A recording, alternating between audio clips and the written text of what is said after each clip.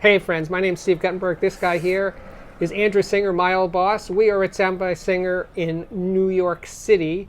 And I have a feeling Andy's going to say something that's going to make me think differently of you. You're going to say something that I think is very brave for a high-end audio dealer. You think? Yeah, I think so. Okay. I think Well, this shockwaves will emanate from this room. Here it goes. I don't think people should spend too much money on cables. Really? Really, I But don't. isn't that where all the profit is? Yes, that's exactly the point.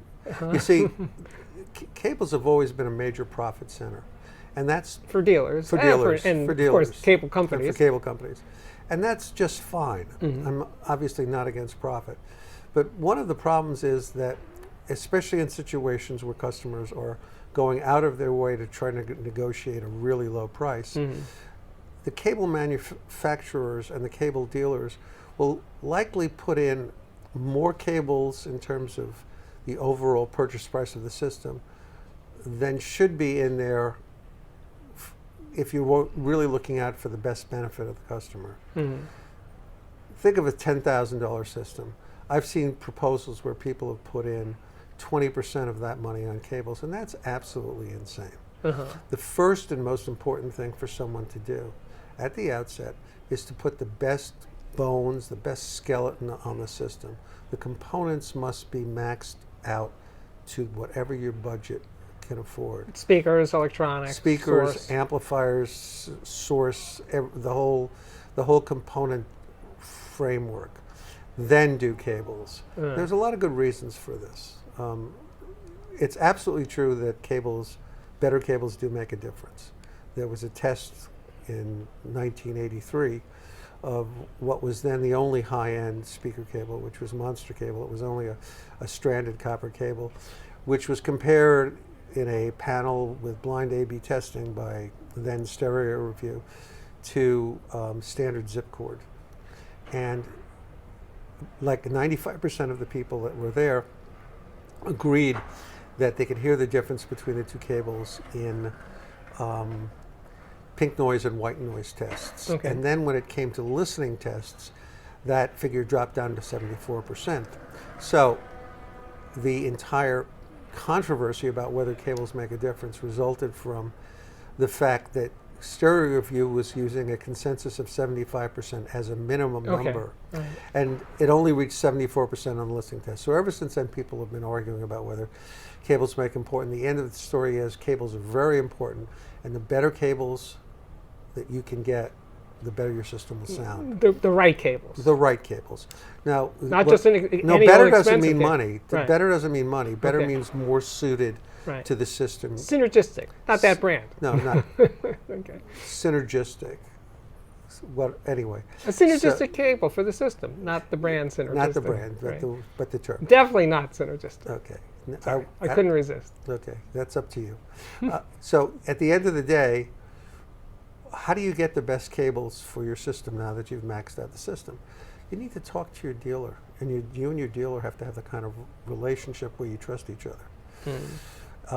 You have to remember that if you're putting a dealer in the spot of having to find a way of making money on a sale because you just have to negotiate the last cent off of his profit, The customer wanting that biggest discount that as biggest possible. discount.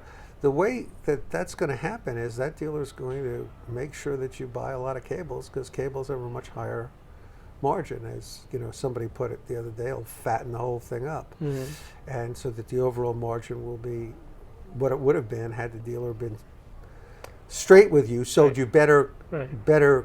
components in the first place, Right. and less expensive cables. So in essence, what you're saying is by doing that, by 25% on cables, the customer is sort of not getting the best speakers or electronics they Absolutely. could have. It's being Absolutely. siphoned away. Absolutely. Remember, it's one thing if you have a very, very big budget, and then you pick the system that is right for you, and you'll have plenty left over to put the right cables in. Now, the right cables don't mean the most expensive cables.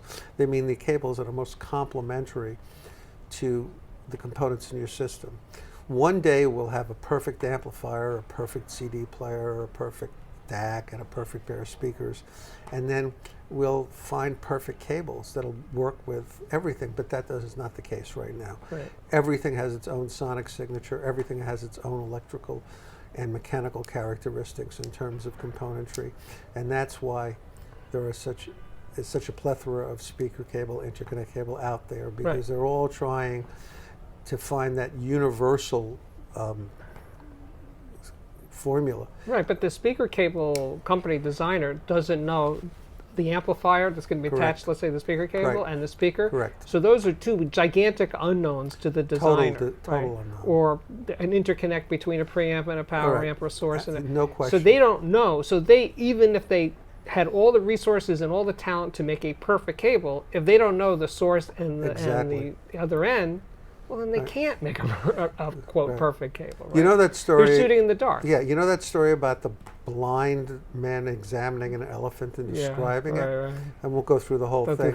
But that's a little bit like what you hear when you listen to cable manufacturers describe their particular scientific theories about why they build cables the way they do. Right. They all seem to be looking at something else. Right. And it is hit or miss in terms of whether a particular cable works well with a system or doesn't. Now, who should know that? Not the speaker manufacturer, not the amplifier manufacturer, not the customer, but the dealer who puts the system together on a regular and continuous basis. Because the dealer has the experience of saying, I use this amp with this speaker, and I know this cable works between them. Exactly. That's exactly and that's the point. huge. That's huge. Because I used to say to people when I was working for you as a salesman, I have more experience with these products than Harry Pearson or John Atkinson does, because I do it in millions of hundreds and hundreds of combinations. They don't. They review one product at a time. I'm in a store with hundreds of things that are put together and taken apart all the time, and I kind of know the combinations that work. And they'll always they'll always try something in their reference system. Well, it's entirely possible that their reference system is not compatible with whatever the other thing that they're trying. Yeah, you mean the reviewer? Yeah. The reviewer. Yeah. Oh, great. And that's why the salesperson, the owner of a store who has those experience, who has everything to gain by having happy customers saying, I think that cable X sounds really good with those speakers and that amplifier, there's a better chance that that's going to be the right match than just saying, I read a review of the cable. It's a good idea to have the dealer want to do his best for you. Right. And the way to do that is for the dealer to be an honest guy and for you to be reasonable as a customer. Yeah. That sounds like a good way to end. Okay. But I think this was really tight. This was really good, because I think you took an interesting direction there. I appreciate that. Yeah, I think you really did. So this is Andrew Singer at Sound by Singer in New York City. I am still Steve Guttenberg, the audiophiliac, signing off. Thank you guys for watching.